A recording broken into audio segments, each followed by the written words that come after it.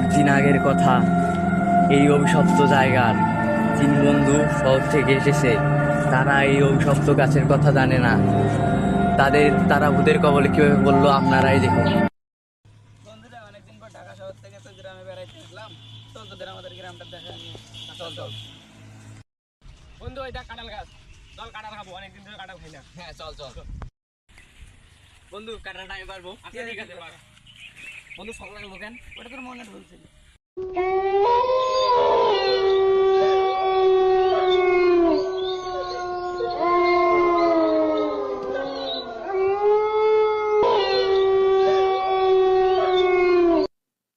আজকে তো অনেক বৃষ্টি হয়েছে, চল আম ঘুরাতে যাই। হ্যাঁ চল চল। ছোট ভাই, ওরা ওই গাছের নিচে কি করে? ওরা তো শহর থেকে এসেছে, ওরা তো জানে না ওই জায়গাটা অভিশপ্ত। বন্ধু তোরা একটু সাইডে যা, আমি একটু নিতে আসছি। আচ্ছা যা।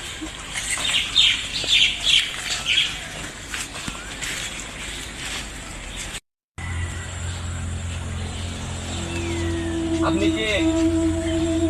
তোরা আমাকে চিনবি না। তোরা আমার গাছের নিচে কেন গিয়েছিলি? তোরা তো আসছিস। হা হা হা হা। কো বন্ধু বন্ধু, কি হয়েছে? হাঁপাচ্ছিস কেন? বন্ধু আমি ওখানে পেশাব করতে গিয়েছিলাম না, আমার সামনে একটা ভূত এসেছিল। সে বলেছে ওই কাঠের গাছটা নাকি আমরা তো ওই জায়গাতে গিয়ে ভুল করেছি। সে বলেছে যে আমাদের শেষ করে ফেলবে। বলিস কি? তোমরা ওই গাছের নিচে কেন গিয়েছিলে? ওই জায়গাটা তো অভিশপ্ত।